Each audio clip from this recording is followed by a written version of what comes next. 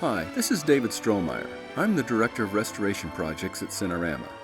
I'm going to illustrate and talk a bit about the restoration work we have done for Seven Wonders of the World.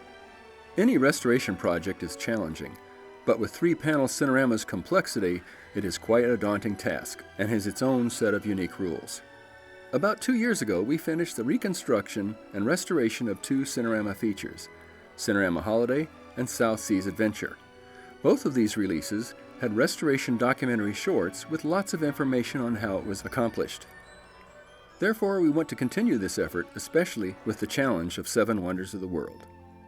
As many of you know, the Cinerama negatives were not stored properly for over 50 years, which caused the color to be severely faded, and in some cases film was heavily damaged, missing or lost. And vinegar syndrome, a sign of the deterioration of film stock, was very apparent.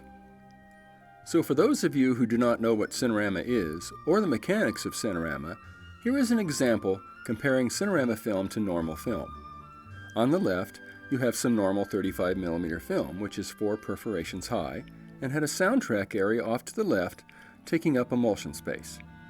Cinerama film on the right is made up of 3 separate 35mm images that are actually 6 perforations high, so you're getting more visual information on the film. And since Cinerama soundtrack was always on a separate roll, the entire width of the emulsion is used for photography. This gave Cinerama images pretty much a grainless look, as the image area was larger than even 70mm. Cinerama also preserved a first-generation look on the screen by creating prints for their theaters struck directly from the original negatives. Here is a drawing of a typical Cinerama layout, with the 3 projection booths and the 146-degree deeply curved screen. These Cinerama theaters always had massive curtains to cover the giant louvered screen, and would open dramatically to full width as the Cinerama show started. This restoration project will join together the 3 separate 7 Wonders of the World Cinerama images for the first time in 50+ years, and recover as much of the faded color as possible, digitally clean up the wear and tear from the negatives, and create a curved screen look through the application of the Smilebox process. The negatives for 7 Wonders, as all Cinerama negatives, were assembled in short rolls called BAC reels. In other words, each section of the film had the Abel, Baker, and Charlie panels within that same roll. Therefore, each panel went through the lab printing and developing process at the same time, which helped maintain the color consistency between the panels. While checking and inventorying the negative of 7 Wonders, we discovered several major problems. Apparently, back in the early 1960s, it was determined by the company to do an educational flat 133 single-panel version for schools. The decision was made that the original negative B panel, where the principal action usually is, was to be cut out of the BAC rolls and assembled into a single-panel B-roll version. This disemboweling of the negative was never put back into the original BAC rolls. Here is one of those rolls that is made up of all B panel. In order to scan the negatives, these B panel rolls would have to be reconstituted and resynced to each other and then put back into the BAC original reels. Another problem with 7 Wonders is that many reels were lacquered with a clear coating to protect them from wear and tear, as all Cinerama theatrical prints were struck from these original camera negatives. This would not normally be a big problem, however the lacquer itself was deteriorating along with the warped and shrunken negatives. Here is an example of this problem as we unspool some camera negative. As you can see, the film coating can stick to itself. You can hear the sticking as it unspools. And the flaking lacquer will cause multiple problems in the scanning stage. This problem, as well as several others, were to cause our 7 Wonders digital restoration to be the most extensive, lengthy, and difficult one to date. In several rolls, the lacquer had to be cleaned off with a special chemical that would not harm the film's emulsion. Here we clean off a small test section to see if the image is still intact and usable. It worked fine. As you can see, the emulsion, or the very dull part of the film, is clean of the flaking lacquer. The next step is to clean off several thousand feet of film, and to clean both sides of the film to boot. This can only be done 12 feet at a time, so a few weeks had to be scheduled for this lacquer removal process.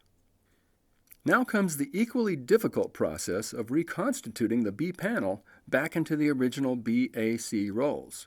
This requires each panel to be broken down and put through a 3-gang synchronizer.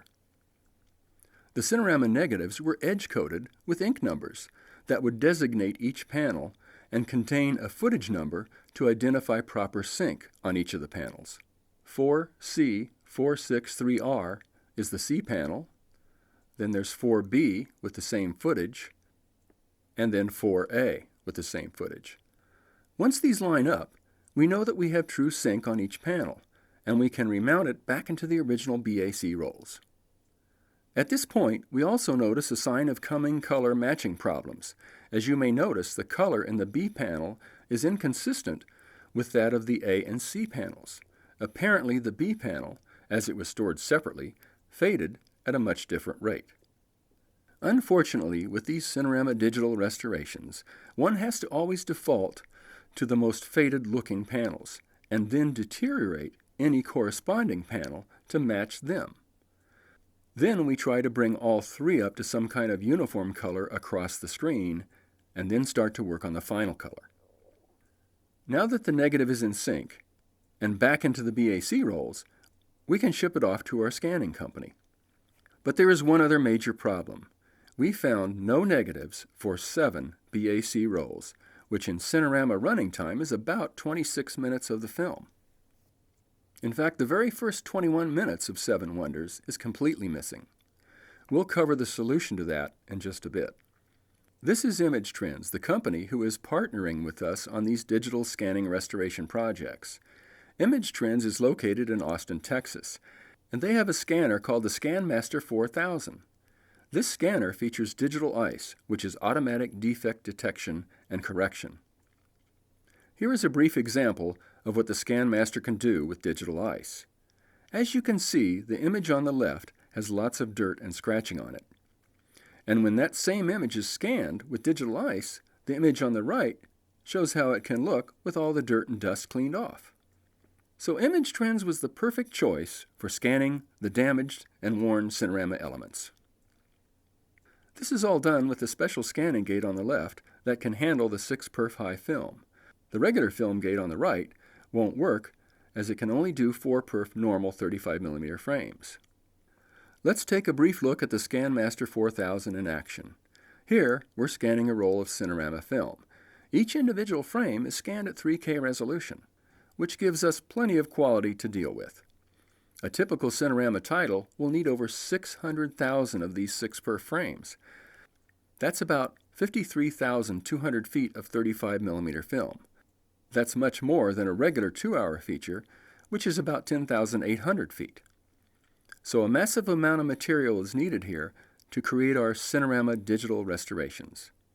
The entire scanning process needs to be what they call managed scans. Every foot has to be supervised due to the excessive warpage of the film in the gate, as well as other problems like you see in this roll, and they're called speed bumps. For the 7 rolls of missing negative, we rely on our project partners over at the Library of Congress. Larry Smith, who is their Cinerama expert, then accesses the original theatrical deposit prints, which are Eastman color and have all faded to a pinkish color. This is quite common with old color prints of the era. Larry identifies the areas we need and sends off the prints to Image Trends to be scanned. Here is a typical composite of the 3-camera Eastman color frames with the barrel warp correction, thus the curved screen look on the frame lines. We then transfer the image and squeeze it into a 16:9 HD frame to do our work, and to take advantage of all the frame's real estate. As you can see, color recovery on the Eastman material will be quite extensive. Image Trends has developed some new software to rebuild what color they can, and yet give us enough latitude to hopefully refine the color more with the new DaVinci Resolve software. So here we are, now starting the additional color work to hone in a more realistic and pleasing color. And here is the final Smilebox Master. On this shot, besides the pink look, there was a lot of fluttering, As film ages, it fades unevenly and picks up a flickering that was not on the original. Here is the Image Trends color recovery work. Then as we take the shot into the DaVinci Resolve for additional detail work, and we eventually come up with this. Now here's the Smilebox Master with the Boris flicker filter applied. This is a color-corrected shot from the original negative that has lots of defects. There are mainly pinkish dots, blemishes, and what appears as chemical smears all through the shot. Using Adobe After Effects, we're going to now apply Boris Flicker Fixer filter, and amazingly, all of the problem is gone. And here is the Smilebox Master. Here is another one that has been color corrected. You will see on the right panel and the left panel a similar blotching and flickering effect. Then after the flicker filter is applied, we get this. Let's take a closer look. On the left is before the filter, then note the improvement on the right image. Besides removing some blotches, it also steadies the frame considerably. Sometimes, when we encounter a dupe negative shot, such as this volcano, a bit of grain reduction will help, and then we also add our Boris flicker filter to steady and deflicker the shot. The results can be quite amazing, as you can see. Here we have an original scan with some color correction. It's similar to the baseball shot that we saw earlier, with lots of chemical blemishes and flickering throughout. We apply the flicker fixer full strength, and it works out nicely, with the exception of certain movements, like here, as the camels are walking. Notice their legs have a slight slurring or motion effect. The way to resolve this is to mat off the area with the most movement, and then apply the filter at a lower setting just in that layer. The background has hardly any movement, so we can keep the filter at full strength there, and then combine the two images for an overall more pleasing version.